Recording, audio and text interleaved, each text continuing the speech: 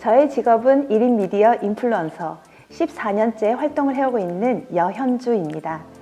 흔히 직업이라고 하면 회사에 취직하거나 전문적인 분야만을 떠올리는 경우가 많지만 저처럼 개인 채널을 운영하면서 경제활동까지 이어가는 직업도 있답니다.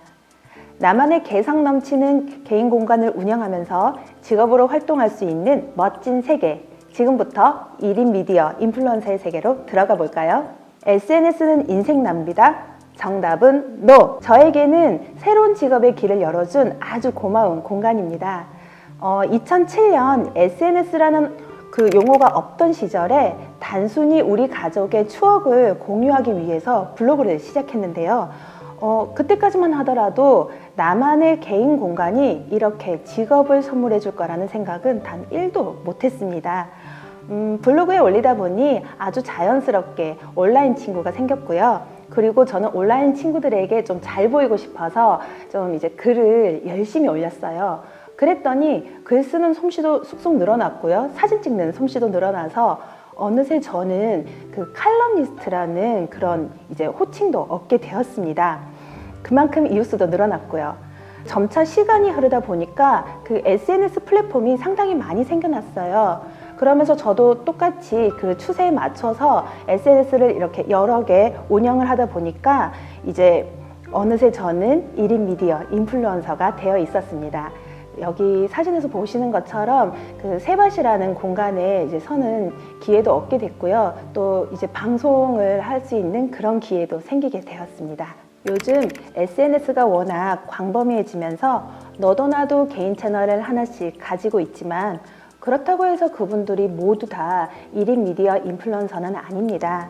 앞서 언급했듯이 다른 사람들에게 영향력 있는 활동을 하는 사람을 뜻합니다. 즉, 나만의 공간이지만 개인 소장용 공간을 뛰어넘어 다른 사람들과 소통하면서 나만이 가진 영향력을 아주 넓게 표현하는 거죠. 그렇다 보니 자연스럽게 경제활동까지 이어져서 하나의 직업으로 인정받게 된 것입니다. 지금부터 1인 미디어 인플루언서가 되기 위한 자기진단 테스트를 진행해 보도록 하겠습니다. 개인 SNS를 가지고 있나요? 만약에 없다면 왜 없는지 이유를 적어 보시길 바랍니다. 어떤 채널을 운영하고 있나요? 예를 들면 블로그라던가 유튜브, 인스타그램이라던가 이런 채널을 말하는데요. 만약에 채널이 없다면 앞으로 내가 어떤 채널을 운영하고 싶은지 관심 가지고 있는 채널을 쓰시면 됩니다. 나는 왜 그 채널을 선택했나요? 그 채널을 선택한 이유가 분명히 있을 거예요. 저 같은 경우에는 그 당시에 블로그밖에 없었기 때문에 선택의 여지가 없었습니다. 하지만 지금은 채널이 워낙 많기 때문에 반드시 꼭 그 채널만 선택한 그 이유가 있을 거예요. 그것을 적어주시면 되고요. 어떤 목적을 가지고 채널을 운영하고 있나요? 이것은 앞에 말한 그 채널 선택하고도 약간 겹치는 부분인데요. 내가 이 채널을 운영하고자 하는 그런 목적이 반드시 있을 거예요. 그 목적을 꼭 찾아내시길 바랍니다. 이렇게 어떤 채널을 운영하고 있는지, 또 왜 그 채널을 선택했는지, 또 어떤 목적을 가지고 현재 운영하고 있는지를 자세하게 파악하는 것은 상당히 중요합니다. 왜냐? 각 채널에 따라서요, 그 여러 사람들과 소통하는 방법도 다르고요, 미치는 영향 또한 아주 많이 다르기 때문입니다. 자기진단 테스트를 모두 마친 다음에는요, 우리가 반드시 알아볼 것이 있습니다. 대부분 SNS를 운영하는 분들을 보면요, 채널의 특징에 대해서는 그다지 중요하지 않게 생각하는 경우가 많아요. 그냥 주변에서 하니까, 또는 요즘 대세니까 그냥 해요 하는 경우가 많은데, 이렇게 되면요, 다른 분들에게 영향력을 미치는 것이 상당히 어렵고요. 그리고 SNS는 오랫동안 운영을 해야 되는데 하다 보면 금세 지치고 내가 이걸 왜 하고 있지? 하면서 단순히 취미나 흥미 목적으로 이렇게 운영하게 되는 경우가 많습니다. 1인 미디어 인플루언서는 앞에서도 언급했듯이 다른 사람들에게 영향력을 미치는 것을 뜻합니다. 내 개인 공간이지만 수많은 사람들에게 영향력을 미치면서 경제활동으로 이어지는 직업이기 때문에요. 내가 하고자 하는 각 채널의 특징을 파악하는 것은 필수입니다. 그리고 그 특징을 살펴보면서 나에게 알맞은 채널은 어떤 것인지를 정확하게 분석을 하게 되면요, 훨씬 더 운영하는 것이 즐거워지고 다른 많은 분들과 소통할 수 있는 기회가 생기기도 합니다. 현재 가장 많이 이용되고 있는 대표적인 미디어 플랫폼의 특징을 간단하게 살펴보도록 하겠습니다. 가장 먼저 블로그부터 살펴볼게요. 블로그는 2000년대 초반 스마트폰이 없던 시절에 탄생했는데요. 그래서 핸드폰보다는 컴퓨터에 훨씬 더 적합한 플랫폼입니다. 사진이나 글자 수, 영상의 개수나 크기에 전혀 제약을 받지 않고요. 내가 원하는 만큼 자유롭게 운영을 할 수 있는 점이 블로그의 특징입니다. 카카오 스토리는요, 그 스마트폰이 생겨나던 그 무렵에 같이 생겼어요. 그렇다 보니 그 스마트폰에서 이용할 수 있는 아주 쉬운 기능들을 모두 갖추고 있는데요. 불특정 다수와 소통하는 블로그와는 달리 지인들끼리 소통할 수 있는 공간입니다. 몇 장의 사진과 영상, 그리고 태그를 포함한 간단한 글로 주변 사람들과 소통할 수 있는 특징을 가지고 있는데요. 앞서 언급했듯이 운영 방법 또한 아주 쉽고 간단해서 나오자마자 굉장히 큰 인기를 끌었습니다. 인스타그램도 카카오 스토리와 운영 방식은 거의 비슷합니다. 오히려 처음에는 훨씬 더 쉬웠는데요. 그 사진을 딱 한 장만 올릴 수 있었고요. 태그를 포함한 아주 간단한 글만으로도 운영이 가능했기 때문에 초창기에 10대, 20대에게 굉장한 인기를 끌었습니다. 전 세계인들이 함께 사용하고 있기 때문에 카카오 스토리보다 훨씬 더 폭이 광범위하다는 특장점을 가지고 있습니다. 네이버 밴드는 모임을 진행할 때 아주 편리하게 사용할 수 있는 모임 창구고요. 페이스북도 초기에는 네이버 밴드처럼 어떤 특정한 단체나 기관에서 소통하기 위해 많이 쓰였지만 최근에는 페메로 소통하는 분들이 많아지면서 점차 인기를 끌고 있는 추세입니다. 마지막으로 유튜브. 요즘 정말 대세죠. 사실 스마트폰이 생기면서 글보다 사진으로 어필하는 SNS가 상당한 인기를 끌게 되었는데요. 스마트폰 어플로 쉽고 간단하게 영상을 찍고 제작할 수 있는 시점부터 유튜브가 상당한 인기를 끌게 되었습니다. 어떻게 보면요, 글이 주를 이루던 시대에서 스마트폰의 탄생으로 그 사진 매체로 변경이 되었고요. 그리고 스마트폰이 훨씬 더 기능이 다양해지면서 영상 매체의 시대로 넘어갔다고 해도 과언이 아닐 것 같습니다.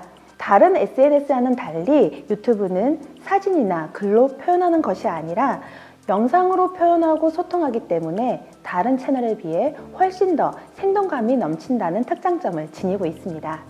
이렇게 해서 각 채널의 특징에 대해서 살펴봤는데요. 그 다음은 가장 중요한 부분이죠.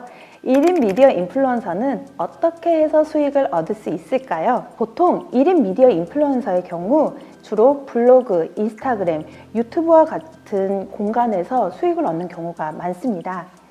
페이스북으로도 최근에는 수익을 얻기도 하는데요. 그래도 여전히 블로그, 인스타그램, 유튜브가 대세입니다. 제가 이런 이야기를 하는 이유는요, 각 채널에 따라서 수익을 얻는 방법이 천차만별이기 때문입니다.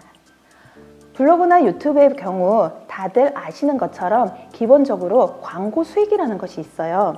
그 채널에 대한 인지도가 높아지게 되면 자신의 가지고 있는 채널의 영향력에 따라 플랫폼에서 일정 정도의 광고 수익을 지급하는 방식인데요. 예를 들면 컨텐츠를 하나 올리게 되면요, 그 컨텐츠 본문이나 아니면 하단에 그 광고가 올라오게 되고요. 보는 사람들이 그 광고를 클릭하게 되면 그 일정 정도의 수익이 나의 플랫폼에 이제 차곡차곡 쌓이는 그런 형식입니다.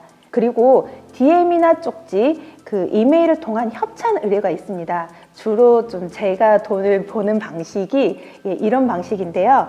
그 채널의 인지도가 높아지면요, 아주 자연스럽게 협찬 의뢰가 들어오고 있습니다. 협찬의 경우 자신의 채널 성격에 따라 천차만별이고요. 또 인지도에 따라서 금액 또한 달라집니다. 보통 조율하는 경우가 대부분이에요. 그 블로그는요, 글과 사진이 대부분이기 때문에 그 내 채널 이외에도요, 또 글 쓰는 의뢰가 종종 들어오기도 합니다. 저 같은 경우에는 주로 이제 정보성 기사를 쓰는 거나 아니면 칼럼 의뢰가 종종 들어오고 있고요. 인스타그램은 보통 사진을 예쁘게 찍어야 되잖아요. 저 같은 경우에는 제품 리뷰로 이렇게 연계가 돼서 거의 그 인스타그램은 제품 리뷰 형식으로 운영을 하고 있습니다. 마지막으로 유튜브는요, 아무래도 영상 편집 쪽이기 때문에 영상 편집에 대한 의뢰가 종종 들어오기도 하고요. 또 진행을 잘 하시는 분들은요, 강연이나 강의를 할 수 있는 기회로 연계가 되기도 합니다. 그리고 마지막으로는요, 내가 여기저기 알아서 신청하는 경우가 있습니다. 보통 기업이나 관공서의 경우 자체적으로 홍보를 하기 위해서요, 저 같은 1인 미디어 인플루언서를 채용하는 경우가 많은데요. 보통 서포터즈나 체험단, 기자단 형식으로 모집하는 경우가 많은데 주로 제품만 주는 때도 있지만 대부분 활동비가 이제 일정 정도 지급이 됩니다. 또 이게 뭐가 좋냐면요, 경력으로 인정이 돼요. 그렇기 때문에 좀 영향력이 많으신 그런 1인 미디어 인플루언서 분들도요, 일부러 찾아서 이런 경력 때문에 신청하시는 경우가 많습니다. 이렇게 채널의 특징에 따라 수익을 얻는 방법 또한 달라진다는 것 알려드리면서, 그렇다면 나는 1인 미디어 인플루언서가 되기에 앞서 나의 흥미와 적성은 무엇인지 아주 간단한 테스트를 진행해 보도록 하겠습니다. 긴 글쓰기, 짧은 글쓰기에 흥미 혹은 자신 있다. 사진 혹은 영상 찍는 걸 좋아하거나 관심 있다. 컴퓨터, 핸드폰 기능을 잘 다룬다. 사진이나 영상 편집하는 걸 좋아하거나 관심 있다. 여기까지는요, 블로그, 인스타그램, 유튜브 등 각 채널에 알맞은 흥미와 적성을 찾는 방법이었는데요. 이런 부분은요, 일단 미리 생각해 두셨다가 다음 시간에 좀 더 자세히 이야기를 해보는 것으로 하고요. 이번 시간에 가장 중요한 것은 바로 기획입니다. 어떤 채널을 운영하든지 그 기획을 어떻게 설정하는가는 아주 중요합니다. 남들과 다른 차별성을 띠는 컨텐츠를 발행하는 것도 모두 기획인데요. 이 기획을 잘하는 방법이 뭘까요? 기획을 잘하려면요, 자신의 장점이 무엇인지를 정확하게 파악하고 있어야 합니다. 장점이 없다고요? 세상에 단점이 없는 사람이 없듯이 장점이 없는 사람도 전혀 없습니다. 그러니까 오늘부터는 자신이 남들과 다른 장점이 무엇인지 곰곰이 생각해 본 다음 꼭 한 가지씩 준비해 보시길 바랍니다. 1인 미디어 인플루언서는 다른 사람에게 유용한 정보를 전달할 수 있고요. 수많은 사람들과 공감대를 형성하면서 힐링의 장을 마련할 수도 있습니다. 하지만 자유로운 만큼 시간 배분을 굉장히 잘 해야 되고요. 또 컨디션 조절 역시 필수입니다. SNS는 시간 낭비, 인생 낭비라고 하지만 잘 운영하는 개인 채널이 또 다른 누군가에게는 아주 큰 도움을 줄 수 있다는 것 잊지 마시고요. 다음 시간에는 1인 미디어 인플루언서가 되기 위해서 나에게 알맞은 채널은 무엇이며 각 채널에 따라서 어떻게 운영해야 되는지 운영 꿀팁에 대해서 알려드리겠습니다. 미리 자신의 장점 한 가지 꼭 확인해 오셔야 합니다.